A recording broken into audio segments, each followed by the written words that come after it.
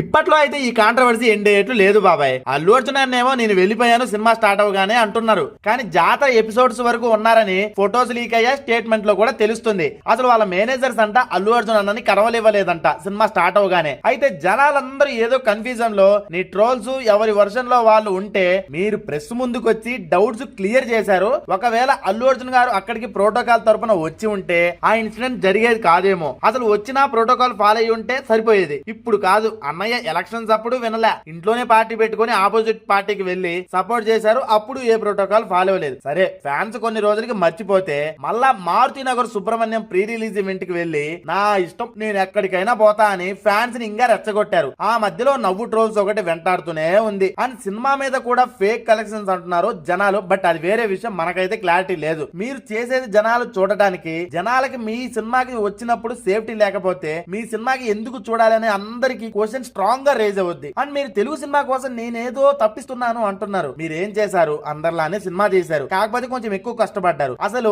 Pan India లెవెల్లో market పెంచి చేసింది రాజమౌళి, ప్రభాస్, రానా గారు బాహుబలి సినిమాతో. వాళ్ళ వేసిన రూట్ లోనే మీతో పాటు చాలా మంది తర్వాత వెళ్తూనే ఉన్నారు. అంతేగాని మీరు ప్రత్యేకంగా తెలుగు సినిమా కోసం రూట్ వేయలేదు, తెలుగు సినిమా కోసం అనే చెప్తున్నారు. ఎనీవే, మాకు ఎవరి మీద కోపం లేదు. ఎందుకంటే అల్లు అర్జున్ అన్న సినిమా వచ్చినా మేము సపోర్ట్ చేస్తూ బాగుందనే చెప్పాం. ఏదైనా న్యాయంగా ధర్మంగా ఒక రూల్ ప్రోటోకాల్ తో వెళ్తే ఎంతటి పెద్దవారైనా కరెక్ట్ అవుతుంది, అందరికీ బాగుండేది కదా. బట్ అది జరగలేదు. ఎన్ని జరిగినా ప్రాణాన్ని అయితే తిరిగి ఇవ్వలేం, డబ్బుతో అన్నిటినీ కొనలేం. మీకు మరి దీని గురించి ఏమనిపించిందో కింద కామెంట్ చేయండి బాబాయ్. తప్పుగా నిజంగా నేనేమైనా మాట్లాడి ఉంటే క్షమించండి. మాకు ఉన్న సోర్స్ లో ఉన్నదాన్ని బట్టి మేము చెప్పాం. బట్ ఏదైనా సినిమా బాగుండాలి, సినిమా చూసే వాళ్ళు బాగుండాలి, సినిమా తీసే వాళ్ళు బాగుండి ఎంటర్టైన్ చేస్తే, ప్రతి ఒక్కరూ అందరినీ హ్యాపీ చేస్తే ఎటువంటి వివాదాలు రావు. దీన్ని బట్టి మీకేమనిపించిందో కింద కామెంట్ చేయండి. దాంతో పాటు మన ఛానల్లో కంటెంట్ మీకు నచ్చితే సబ్స్క్రైబ్ కూడా చేయండి.